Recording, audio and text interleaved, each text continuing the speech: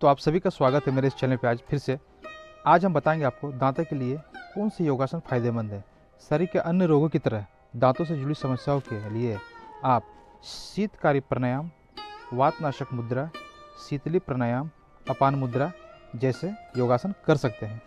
जिन लोगों के दांत में मसूड़ों की समस्या, पायरिया या दांतों का सड़न या मसूड़ों में दर्द सहित अन्य समस्याएं हो, उन्हें इलाज के साथ साथ योगा करना चाहिए।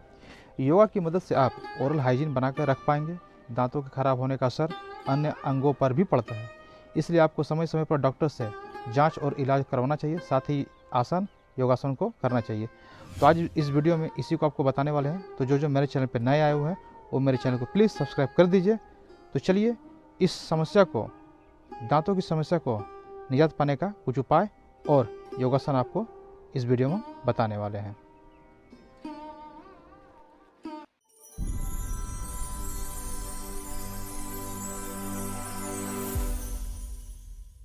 तो जय हिंद दोस्तों, प्रणाम। आज हम आपके लिए लेके आए हैं दांतों में सड़न, दर्द या पायरिया जो हो जाता है उसका लेके ये वीडियो है।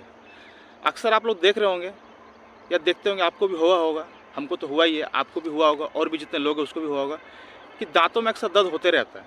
आप देखिएगा मसूड़ों में हम लोग का दांत का इस साइड में मसूड़ा फूल जाता है और बहुत दर्द होता है। चबाने का तो छोड़ दीजिए, खाने का तो छोड़ ही दीजिए, सारा दिन उसी में ध्यान रहता है और परेशानी बहुत होता है। तो उसका लेकर ये वीडियो है, आप इसको ध्यान से देखिए और डॉक्टर का सलाह ज़रूर लीजिए। और हो सके तो रात में खाने के बाद ब्रश ज़रूर करके सोइए, उससे भी बहुत फ़ायदेमंद आपको होता है। देखिए, कुछ 4 मुख्य योगासन है दांतों के लिए। आराम की मुद्रा में कोई भी जिसको भी दांत में तकलीफ है, पहला तो हम बोलते हैं डॉक्टर को रिकमेंड करते हैं कि आप डॉक्टर को दिखाइए, उसके सलाह लीजिए। लेकिन उसके साथ साथ कुछ 4 मुख्य योगासन है, आराम से इसको आप कर सकते हैं। इजी प्रोसेस है, सिर्फ हाथों की उंगलियों का काम है। तो इसको आप बराबर करिए। 4 मुख्य और आसान योगासन है। तो जो पहला आसन करेंगे हम लोग वो है शीतकारी प्राणायाम। इसको करने से दांतों में सड़न की संभावना को आप कम कर सकते हैं। मसूड़ों के लिए ये प्राणायाम फायदेमंद माना जाता है।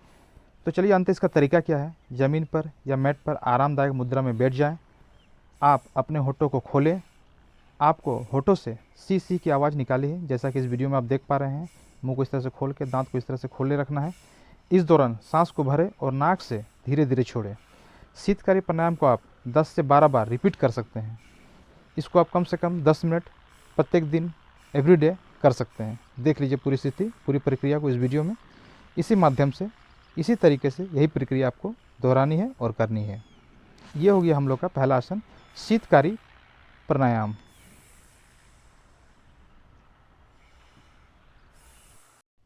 तो चलिए करते हैं दूसरा योगासन, वातनाशक मुद्रा।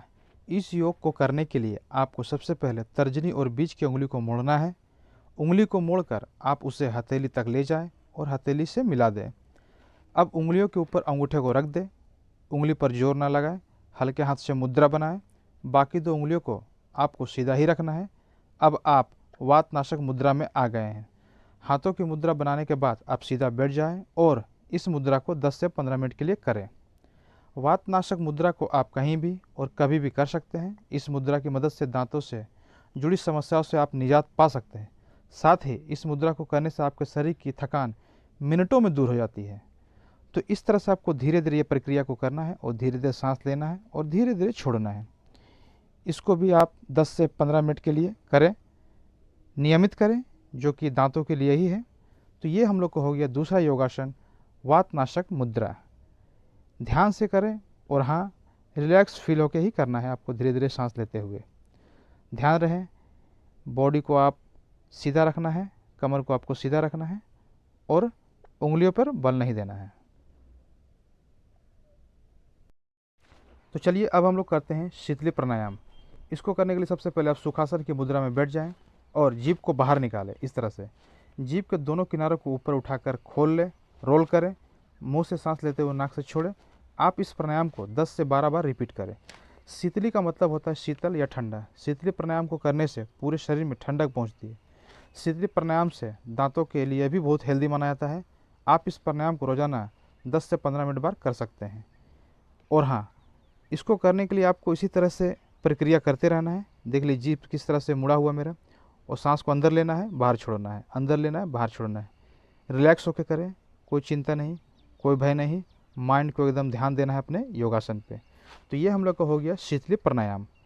इसको कम से कम 10 बार रिपीट करें, हो सके तो नियमित करें, यथासंभव हो, दांतों के लिए बहुत ही लाभदायक है।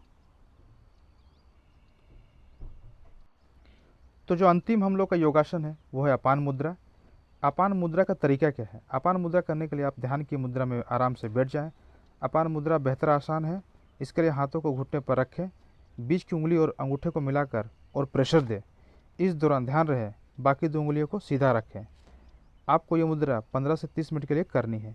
अपान मुद्रा को आप ध्यान मुद्रा में बैठकर या किसी भी पोज में रहकर कर सकते हैं।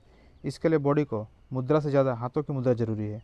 अपान मुद्रा को करने से दांतों की समस्या दूर हो जाती है। दांतों में एसिड बन जाता है जिसके चलते दांत खराब होने लगते हैं।